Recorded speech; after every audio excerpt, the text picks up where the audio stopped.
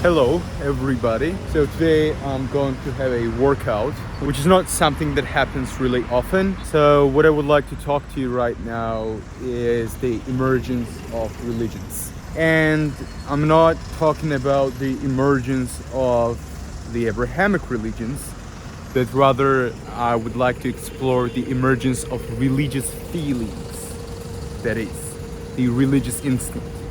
Now, there is one problem with regard to new atheism, namely that it doesn't really...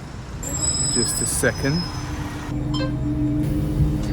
So what I was saying is that new atheism, which is dead, when it was a thing, and I followed it closely because I was a fan of Christopher Hitchens, and I still have a huge respect for Hitchens because unlike other ones, he was not a usual agreeable conscientious guy. He had really unorthodox views with regard to females, with regard to war, and with regard to lots of other topics.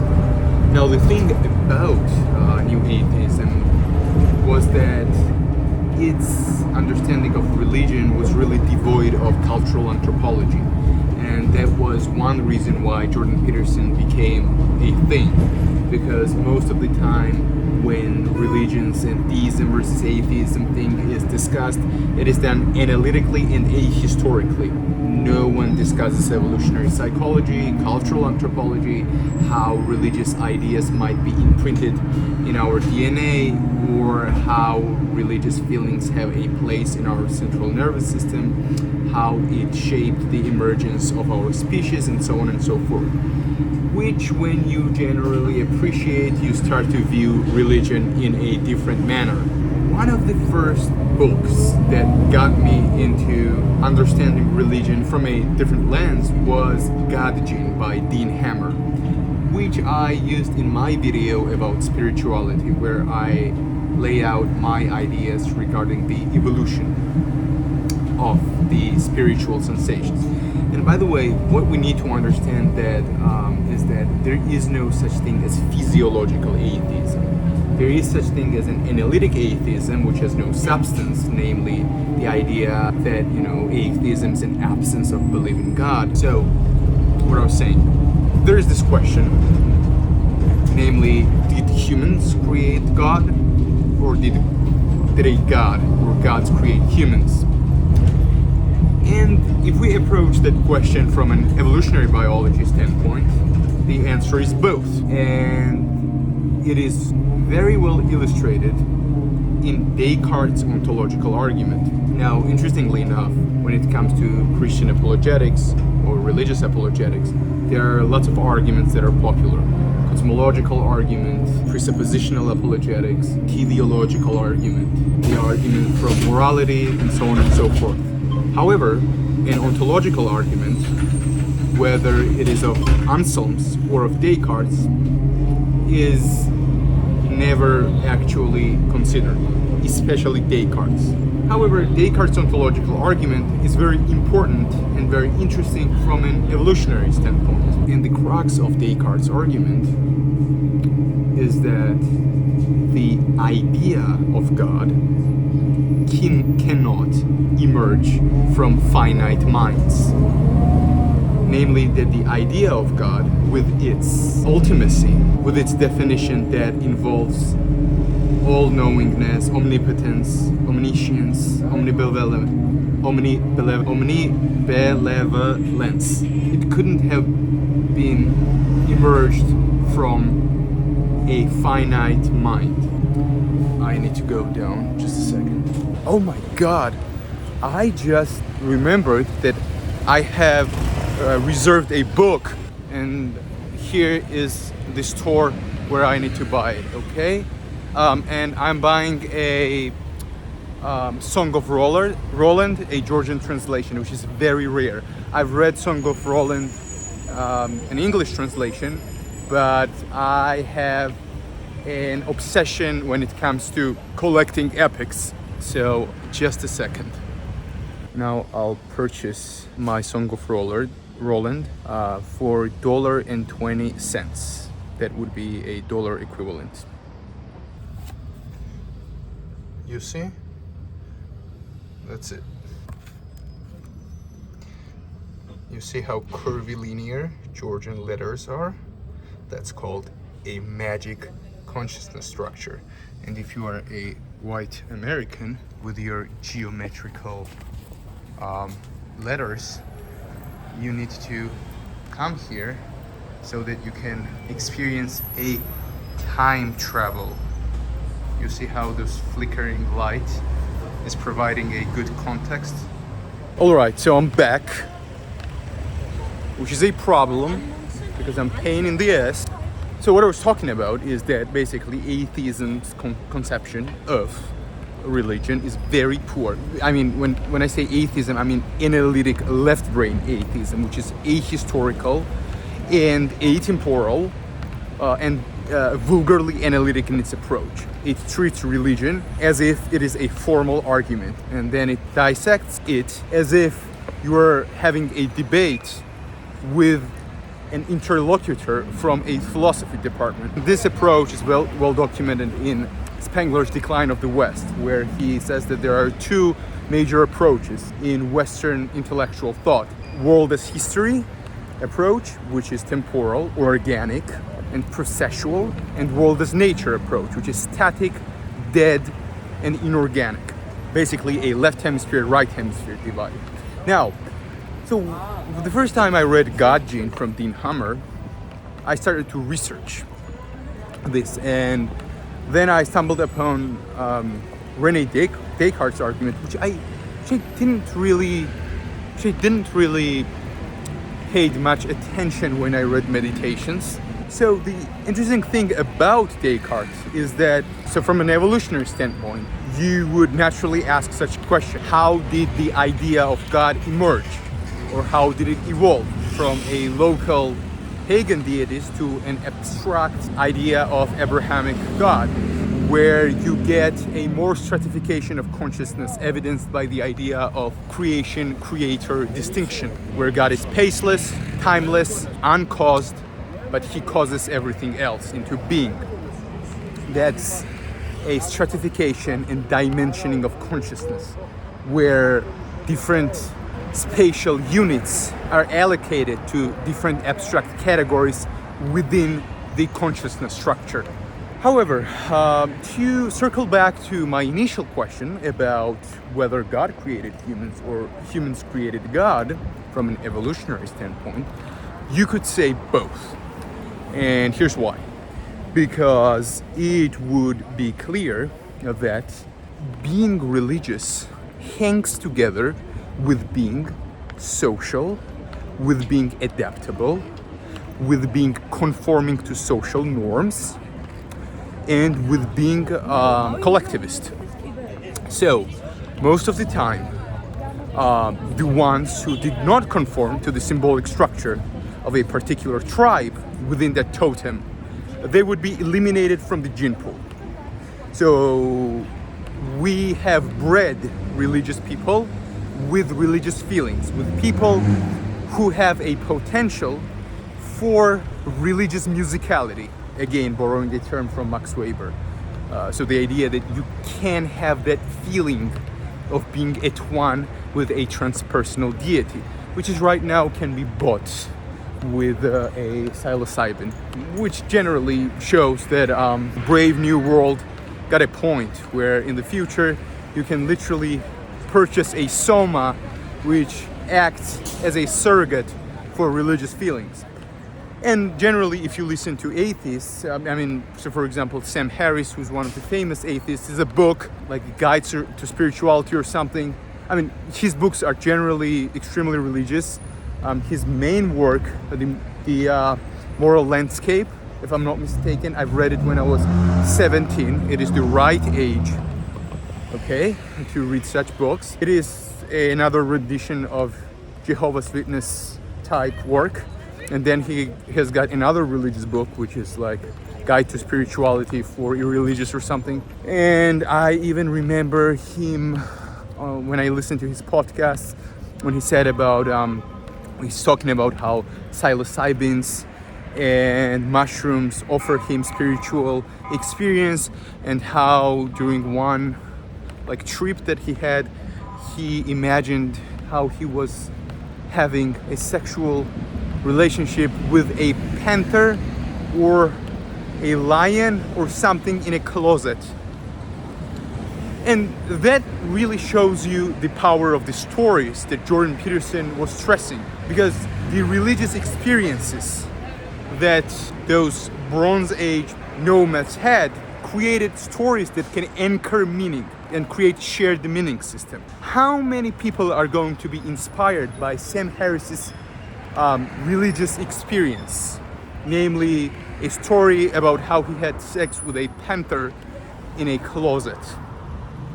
So that shows you the importance of religious stories that have stood the test of times, because those stories can elicit feelings among many people and hence create a form of metaphysical anchor that organizes people's psychological attitudes to a one coherent whole.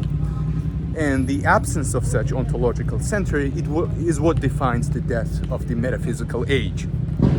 Now, again, let's circle back to the evolution. So generally, psychopathy is not just a lack of empathy. Psychopathy, as a mental diagnosis, has to do with an inability to conform to social norms. And under my evolutionary paradigm, atheism derives its definition from evolutionary psychology.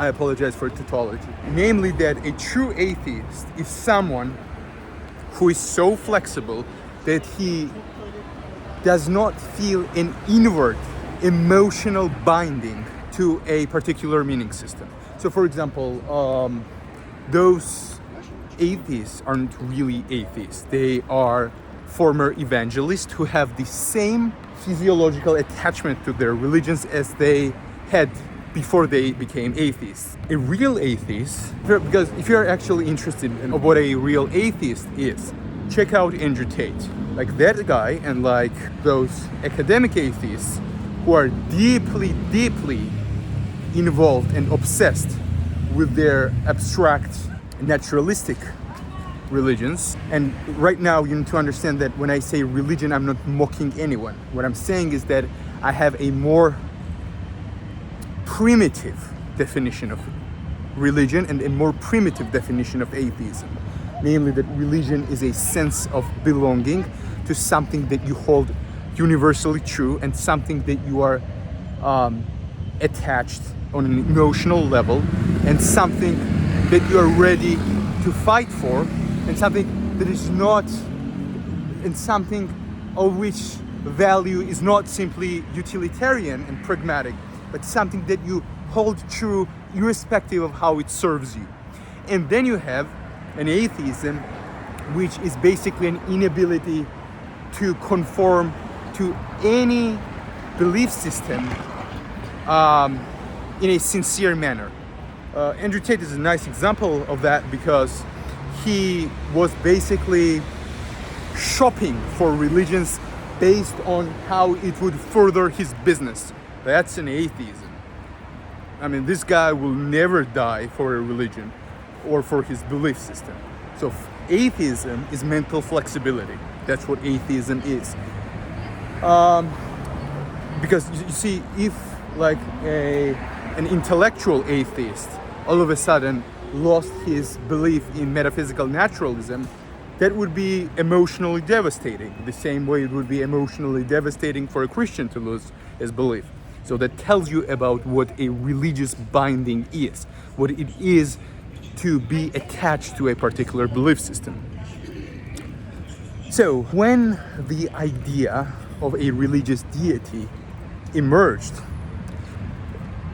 by virtue of a positive feedback loop, that idea selected back people by their ability to conform to that concept. So you have an example of meme gene coevolution, where a meme that is an abstract idea emerges out of a physiological basis, but then that meme selects you back based on your ability to conform to it. So from an evolutionary standpoint, which is not the only paradigm with which you need to approach religion, humans created gods and gods created humans. Because the ones who could not conform to religious belief system, irrespective of how primitive it was, they would have been expelled from a tribe. Now, one very good objection to that is the idea of imitation. Namely, as Susan Blackmore argues in her Meme Machine, that imitation, not language, not technology, but rather imitation is what differentiates us from other animals. And technology and language and all other things that are special in humans derives from the principle of imitation. So you could argue that lots of people didn't really believe, let's say, in a particular deity, but they imitated other people so that they could survive. And that is why, for example, Christianity or a particular religion is not heritable. There is no gene for Christianity or for Judaism or for Islam. There are genes that predispose you to be more religious, and then a particular belief system will utilize your general predisposition towards being spiritual and religious. But there are no specific genes for particular religions, and that's why you can have a person who is born in a Christian country all of a sudden convert to another religion which can offer more spiritual fulfillment at a given moment. So for example, you can have a Christian who doesn't feel good in his church and might convert to another religion, for example, raving, nightclub going, techno, taking MDMAs and stuff, because at that particular moment rave and club life can offer more spiritual fulfillment on a neurophysiological level. So that's it. I think I lost my cousin. Just a second. So I missed my cousin. Turns out that he's on the other side. But it's not a problem. It is not a problem. No problem. I will still see him, and we will have a workout. So, what I was saying, basically, was that, yeah.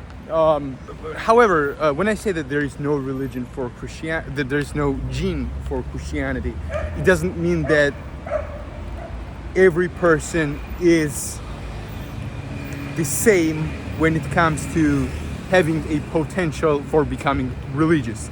So for example, if you are genetically programmed to have a mental consciousness structure, you are more likely to end up in a Protestant, something of that sort, Christianity. If you're programmed to have mystic consciousness structure, you might end up in Christian Orthodoxy or Hinduism based on where you live, or something of that sort.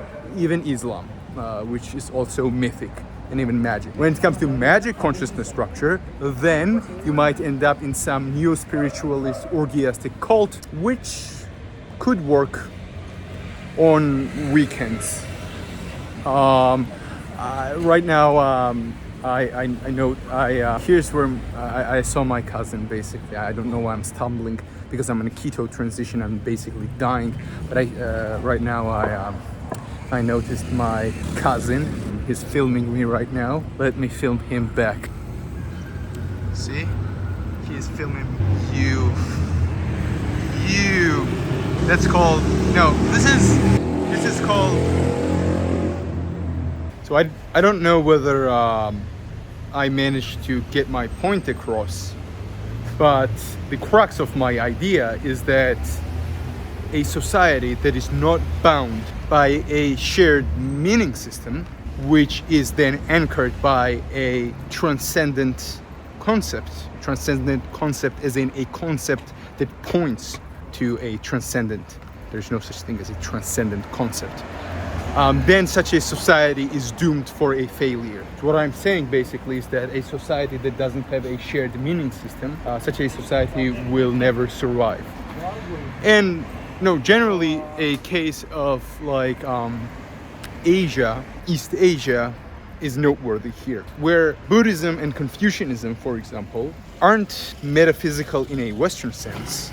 They are extremely atheistic and culturally legalistic religions, but it works. It works because what matters is a shared meaning system, and that tells you a lot about the importance of an anchoring set of beliefs that attunes a collective consciousness to a one particular rhythm. And such a capacity for a society to aggregate under a shared idea is basically the basis for evolution of religiosity.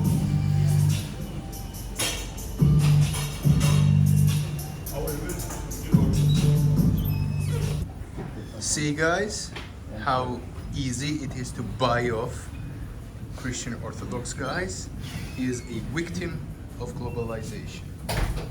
See how satanic forces have gripped his soul, and then he's going to talk about Christianity and apologetics, walking around with NASA shirt and stuff. Huh? Aren't you ashamed of yourself? That you are carrying around a satanic symbolism and science and reason and rationality and all of those demonic things, huh? You have a quite a big back going on there. A muscle up attempt.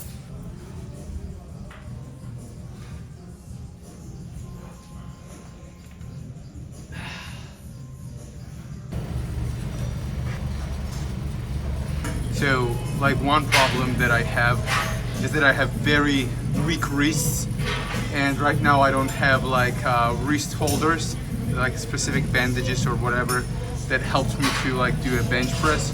Because of my weak wrists, like I have a serious problem when it comes to lifting. I will attempt to do a 225, a notorious 225 that basically lets you be baptized into being a real member of a gym. I have done 225 only a couple of times, I think 3 times. There is something symbolic about those 2 plates, I won't lie about it. Whew.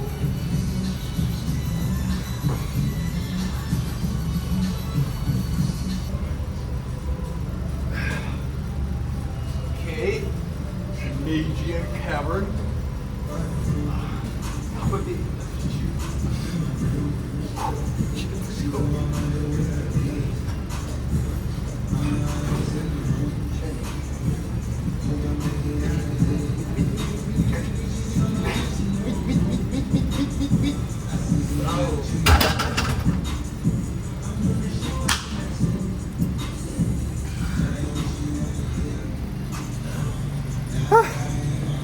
First time without the wrist appendage.